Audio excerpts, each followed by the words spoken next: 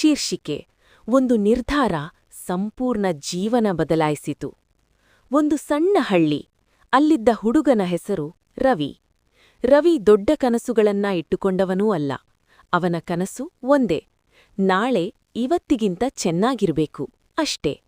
ಆದ್ರೆ ಪರಿಸ್ಥಿತಿ, ಬಡತನ, ಸಾಲ, ಜನಗಳ ಮಾತು, ನಿನ್ನಿಂದ ಏನೂ ಆಗಲ್ಲ, ನೀನು ಇಲ್ಲೇ ಉಳಿಯುತ್ತೀಯಾ. ಪ್ರತಿದಿನ ಈ ಮಾತುಗಳು ರವಿಯ ಕಿವಿಯಲ್ಲಿ ಮೊಳಗುತ್ತಿದ್ವು. ಕುಸಿದ ದಿನ. ಒಂದು ದಿನ ಕೆಲಸಕ್ಕೆ ಹೋಗುವಾಗ ರವಿಗೆ ಕೆಲಸವೂ ಕೈತಪ್ಪಿತು.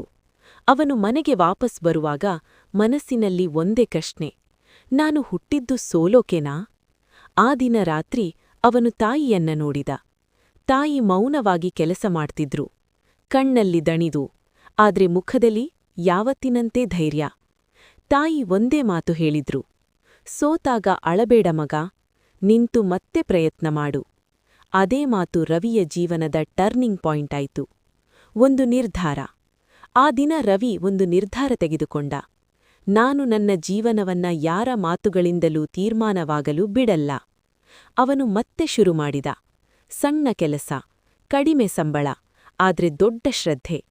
ರಾತ್ರಿ ಎಲ್ಲರೂ ನಿದ್ರೆ ಮಾಡಿದ ಮೇಲೆ ರವಿಯ ಹೋರಾಟ ಶುರುವಾಗುತ್ತಿತ್ತು. ಪುಸ್ತಕಗಳು, ಹೊಸ ಕೌಶಲ್ಯ, ನಿರಂತರ ಅಭ್ಯಾಸ. ದಿನಗಳು ಹೋದವು, ತಿಂಗಳು ಹೋದವು, ತಡೆಗಳು ಬಂದವು. ಮತ್ತೆ ಜನ ಮಾತಾಡಿದ್ರು, ಇಷ್ಟೆಲ್ಲ ಮಾಡಿದ್ರೂ ಏನೂ ಆಗಲ್ಲ, ನೀನು ಕನಸು ಕಾಣೋದು ತಪ್ಪು. ಆದ್ರೆ ಈ ಬಾರಿ ರವಿ ನಗಿದ. ಯಾಕಂದ್ರೆ ಅವನಿಗೆ ಗೊತ್ತಿತ್ತು, ನಾನು ಬದಲಾಗ್ತಿದ್ದೀನಿ, ನನ್ನ ಒಳಗೊಂದು ಹೊಸ ಶಕ್ತಿ ಹುಟ್ತಿದೆ. ಯಶಸ್ಸಿನ ಮೊದಲ ಬೆಳಕು. ಒಂದು ದಿನ ರವಿಗ ಒಂದು ಅವಕಾಶ ಬಂತು. ಸಣ್ಣ ಅವಕಾಶ, ಆದ್ರೆ ಅವನು ಅದನ್ನ ದೊಡ್ಡ ಜವಾಬ್ದಾರಿಯಂತೆ ತೆಗೆದುಕೊಂಡ. ಅವನು ತನ್ನ 100% 1000 ಕೊಟ್ಟ. ಆ ಅವಕಾಶವೇ ಅವನ ಜೀವನವನ್ನ ಬದಲಾಯಿಸಿತು. ಇಂದು ಅದೇ ಜನ ಹೇಳ್ತಾರೆ, ನೋಡು ರವಿ ಎಷ್ಟು ದೂರ ಬಂದಿದ್ದಾನೆ. ಕಥೆಯ ಅರ್ಥ.